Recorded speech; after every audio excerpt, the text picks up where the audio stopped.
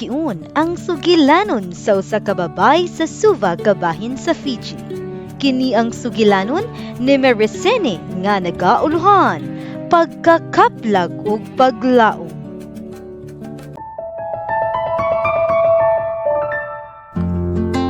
Alang sa Suva, ang Hope Clinic nagtindog isip simbolos sa kausaban ug paglaom.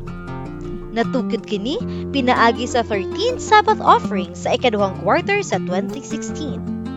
Dili lang kini klinika nga naghatag og medikal nga serbisyo, kundi usa ka lugar diin ang lawas ug kasing-kasing nga gikapoy makakaplag og pag-ayo.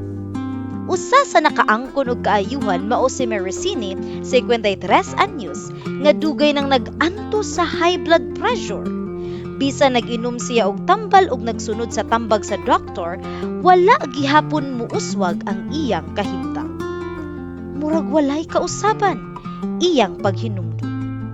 Sa dihang misulod siya sa Hope Clinic, nakaila siya kang Dr. Aquila nga nagtudlo kaniya og yano apan natural nga pamaagi sa pag-ayo.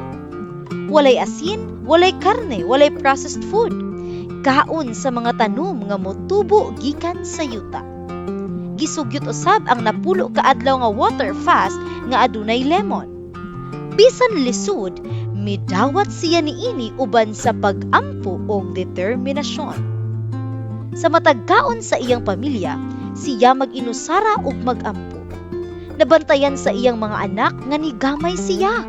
Apan mibati siya og kusog ug kalinaw. Sa katapusang adlaw sa pagpuasa, mibalik siya sa klinika ug nasurpresa ang mga nurse. Normal na ang iyang timbang, pulso ug blood pressure. Wala na siya nag-inom og tambal sukad adto. Karon, nagpabilin siyang nagkaon og kamote, saging, gulay ug prutas. Nakabalik siya sa simbahan, makalakaw na nga dili kapuyon ug makahatod sundo sa iyang mga apo. Ang Dios naghatag og pagkaon aron mag-ayo, dili aron makadaot. Matud pa niya, ang paglaom tinuod ug nakita nako kini sa dihang misulod ko sa maong pultahan. Dugang pa ni Meresene.